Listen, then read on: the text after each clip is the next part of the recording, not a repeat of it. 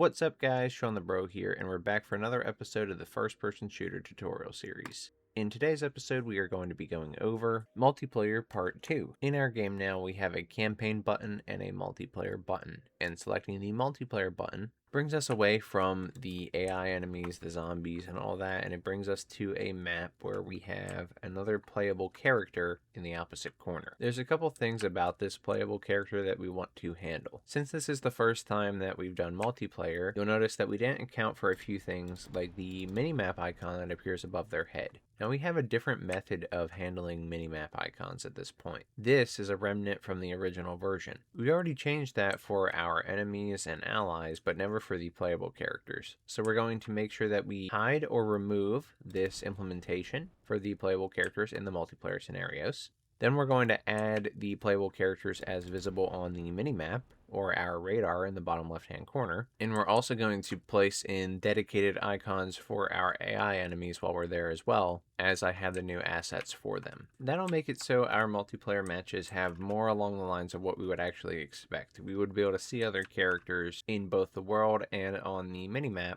without extra junk. And that's what we're going for. After that, we can focus on spawning these characters at different player starts on the map instead of in a dedicated location. We may even have an initial first spawn, but then other player starts to determine where they spawn after that point. And you don't have to do that with player starts. You can do it with just raw data, raw locations, or some other identifier.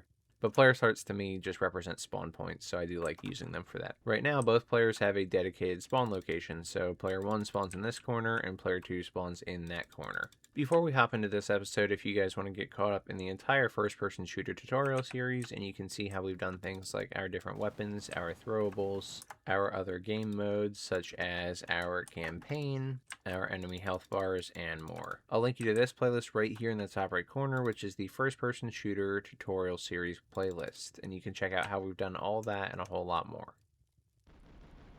Alternatively, if you don't care about that and you only care about multiplayer in your shooter or multiplayer in your game in general, that's fine, you're still in the right spot. You don't need to watch all these other episodes to handle this episode. I do recommend that you watch the previous episode where we went over multiplayer. As we set up the parameters for it, we spawned our character in the world, and we did a couple other things that we are going to be using for today's episode. And if you already have that done, then this will be a lot easier to follow along with. I'll link that episode right here in the top right corner. With that said, we're ready to get started. Now this is a code and blueprint tutorial series. The first thing that we're doing is really just for the design of the game, for the minimap, and removing the icons that we don't want other players to see. So that's going to be mainly in the blueprints and the widgets. Starting out, let's go to our assets, wherever we want to add our minimap icons. And if they're not different icons from the ones you use for your enemies, so if you're not separating something like zombies versus playable characters, that's perfectly fine, but I'm going to just for the reference video that we have here. So content, art, UI, minimap. In this folder, I want to add my 2 new assets, just like we have our minimap cursor here. In this folder now, where I keep my game assets that we create, I have an enemy icon and enemy minimap icon 2. It's literally just a circle, red circle with a black outline, and a red triangle with a black outline. But the triangle is representing an AI or a cooperative enemy, and the circle is representing a human or a playable character enemy. And you could drive the color on this based on affiliation or something if you didn't want to have different assets for this. But let's keep it super simple. We have our 2 assets here. We want to go into our first-person shooter tutorial project, content, art, UI, minimap, paste. When you paste these PNGs or these images in here, it will likely ask if you want to import them. If it doesn't, you can import them here. In UE4 and UE5, just press the import button and select those files again. Once you do that, you will get these files here, and that's perfect. That's what we want. So now these images are in our game, and these are for our minimap. First thing that I want to do is go to my enemy class, because my enemy class is what determines what their sprite appears as in the game. First person, blueprints, enemy, base enemy, BP. In here, every enemy has something called a map icon component BP. And this is what's going to represent this entity on the minimap. And you'll notice that the map icon is set to, by default, this T cracked ground entity. If you wanted to separate enemies in their icons, so say the war zombie has a certain icon, but the other zombie has a different icon, you could do so. you would go into their respective classes and change it. I'm having all enemies, all children of base enemy BP, using the same icon. So that's why we've been setting it in here. So in class defaults, under details, and you can either scroll down or just select the map icon component BP. You're going to go to the map section and change this value. In here, we want to select our icon. So I have enemy minimap icon 2 is the one I intended for the zombies. Compile and save that. Now also for that art that we added, I'm going to add the T prefix to it, T underscore for texture. Of course you don't have to do this, but I did that with a lot of my other files in here and I want to be consistent. So texture, enemy minimap icons.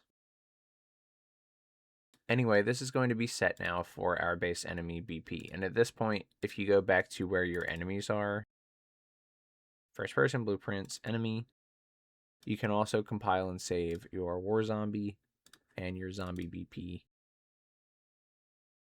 as they should have been updated to have that default value as well.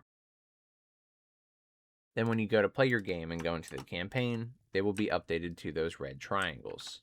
So perfect, that worked exactly as we expected, and that's great. Now the more important one for today's episode is the multiplayer minimap icon. That's one we haven't exactly handled yet, so exit out of this. The next place we're going to go is to our character blueprint, the character that we control as the players. If we go to first person, character, base character BP, you'll see that we don't have a map icon component like we do in our enemy BP. And this was very intentional, as the playable character in single player doesn't need this. We do it a different way. We have our minimap automatically have our arrow representing our player in the center, so that we can always be the center of the minimap.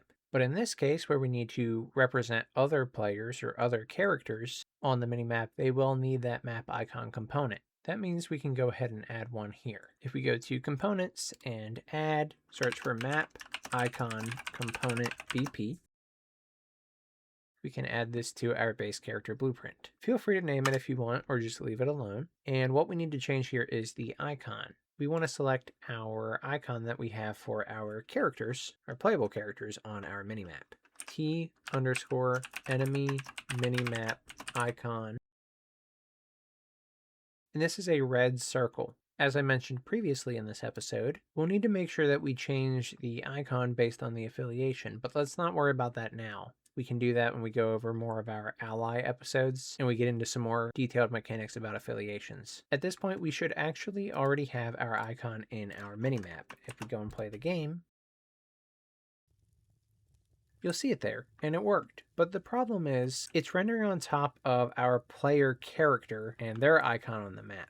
Now, the owner of the minimap should probably not be shown on here, at least not in this way. We're certainly not an enemy. If we exit out of this, we can do a few things. The first thing we could do is simply render our player cursor on our minimap above the rest. So if we go to first person, blueprints, widgets, minimap. And in the minimap widget, if we go to the graph and we go to the event graph and event construct, you'll see we create our player icon widget here. If we go to this widget, player icon widget, you'll see this. But really where we determine our Z order is in this section here. We're adding the child to the overlay, meaning we're adding this icon to our minimap. And we do this before we add everyone else's when they call create icon for minimap. So naturally, these things render on top of that one because we're not setting Z order anywhere in particular. I genuinely don't believe the right solution is to just change the Z order and cover that issue. I think we should actually fix it. But if you want to demonstrate this solution, you can add a delay here in event construct. And I do not recommend keeping this, but I'm just going to do this for the purposes of this example. Let's make it 2 seconds and compile and save, and then launch again. After 2 seconds, the player icon will appear and it will be above the red indicator that we put for our characters there. It's not fully behind it just because of the shape of the object. That is one of the reasons I don't recommend this solution. But it is possible that your icon could just cover it and that would be a quick and easy solution for you. I'm going to show you what I would prefer to do. If we go back to our minimap, let's take out this delay. Then let's go to the create icon for minimap function that we have in here. This is what gets called when a character or item is spawned that has an icon that's going to be represented on the minimap. What we do is we spawn this icon by creating a widget using the owning actor. However, we also know the owning actor of this minimap because the HUD is owned by the character or the player controller that is possessing the character that the HUD is going to be displayed for. And so because of that, we can check the owning player against the owning actor that's being passed in with create icon for minimap. And if they're equal, we can skip rendering or creating that widget. So for example, on my HUD, I won't be able to see my map icon. I'll see the player one that we defined in event construct here. But I will be able to see other player character icons. On another player's HUD, they won't be able to see their minimap icon, but they will be able to see mine. Going to create icon for minimap, and let's just make some space here. Owning actor not equal to, exclamation mark equal, get owning player, pawn. This gets the owning player, their player controller, and the pawn that they're possessing, and we can check this against the owning actor. If these things are not equal to each other, it is safe to create this minimap icon widget. Move this over a little bit more, and branch. Only if it's true that these things are not equal do we want to do the rest of the logic in create icon for minimap. And I had accidentally disconnected the owning actor from the icon owner here. Make sure you don't do that. Keep that plugged in. Go ahead and launch your game now. You'll see that I don't see that red circle anymore. If we are to quit out, go to the multiplayer session now, I also don't see my red circle. However, I can see a red circle out in the distance. And if I walk over to this, this is going to be the other playable character and their red circle. Their red circle is appearing outside of where I want it to. The reason this is happening is because this right here is another character class, and our character class currently spawns our HUD. So that means that we actually have two HUDs on top of each other right now, because we've only ever been using add to viewport, not add to player screen. And in this case, both these are characters that will spawn a HUD, and we can prove this. If we go into base character BP and go to the event graph, in event begin play, we see create character HUD widget. Both of these characters are base character blueprints. They will both create this HUD. We could potentially change where we're spawning the HUD so that we don't spawn it on the character, or we could just make sure that we spawn it for the correct player and that player only. Ultimately, we will want to use add to player screen if we're going to make this work in a way where each character can have their own HUD. And if you uncheck context sensitive, you'll see it here. This is useful for things like split screen. In multiplayer games, it's a little bit different as well. Another thing we can do is get all widgets of class. This is a little bit expensive, but we'd only be doing this one time. And if a widget exists of this class, we won't create a new one. So get all widgets of class, character HUD. Off of found widgets, get copy, get a copy. Drag this into is valid. The question mark one here will work. And only if it's not valid do we want to create the HUD. It would look like this. But the thing is, even if it is valid, we still want to spawn the weapon for that character. So if it is valid, we will skip the HUD creation, but we will do the rest of the stuff in event begin play. If you compile and save now, you'll see that this should work.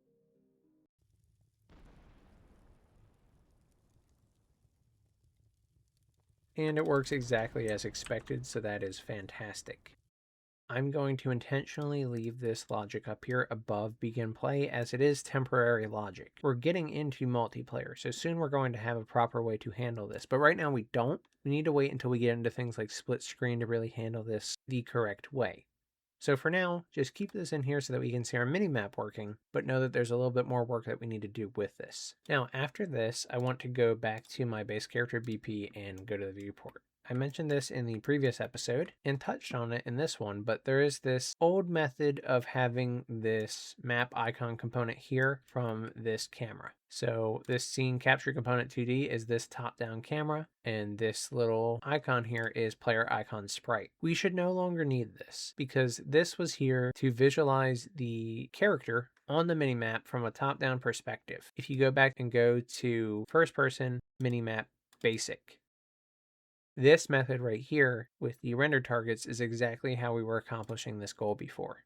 At this point, we could completely remove this old system. I had supported it just in case anyone chose the basic method of the minimap and wanted to support it in their game. And if you want to leave access to that support, all we need to do is make sure that we hide this in the game. But if you don't plan on using this method, I do recommend that you remove it outright. You could delete this player icon right here. And you could also delete the spring arm and the scene capture component, unless you need them for something else. You'll notice that they're not referenced anywhere.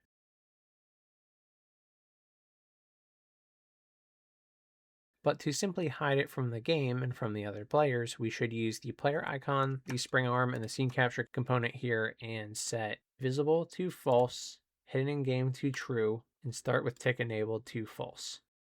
Then compile and save and launch again.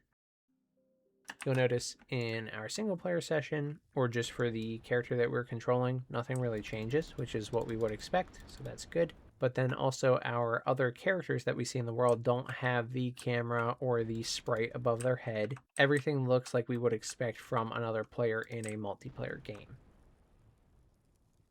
So that is also excellent. That is what we want. The next thing we're going to go over is spawns and the spawn system in our project, but we'll save that for next episode. I hope you guys enjoyed this episode of the first-person shooter tutorial series. If you did, please subscribe and consider joining the Patreon, YouTube membership, and Discord subscriptions to help benefit the channel. I want to give a huge shout out to everyone who has. You guys are fantastic, and I appreciate you so much. If you ran into any problems following this tutorial or any of my tutorials, feel free to join the Discord community. I would be happy to help you out. Thank you so much for watching. I'm Shawnthebro, and I'll see you in the next one. Goodbye, guys.